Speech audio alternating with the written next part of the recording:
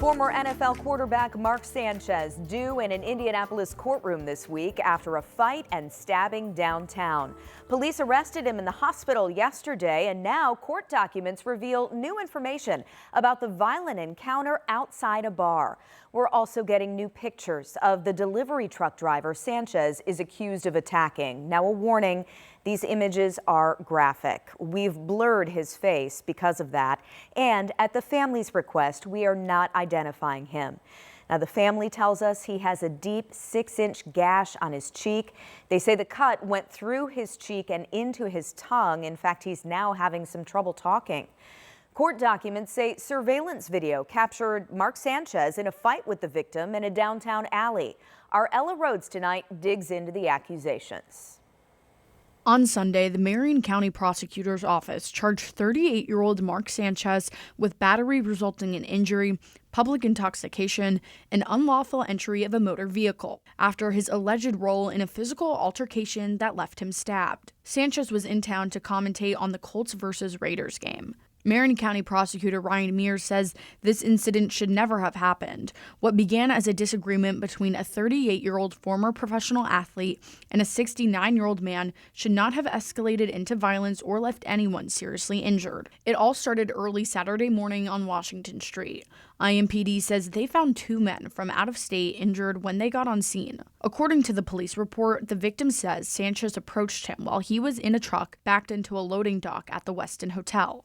Court documents say the victim was working when Sanchez opened the door of his truck. Then, allegedly, Sanchez told the driver he couldn't be at the loading dock. Police say the victim didn't have his hearing aids in, so he had to lean in to hear Sanchez. The victim told police he smelled alcohol on Sanchez and his speech was slurred. The police report goes on saying Sanchez sat inside the truck.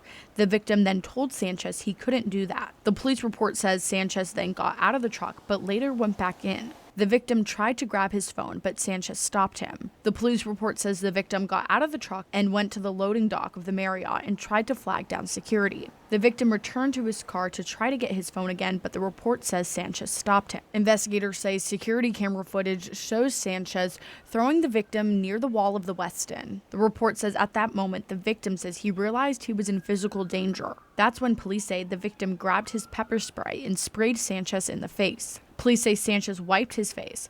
IMPD says the victim told them he thought, quote, "This guy is trying to kill me," end quote. The report says the victim pulled out a knife, and when Sanchez approached him again, he stabbed him with the knife 2 or 3 times. Police say once the victim was on the ground, he couldn't tell what Sanchez was doing to him.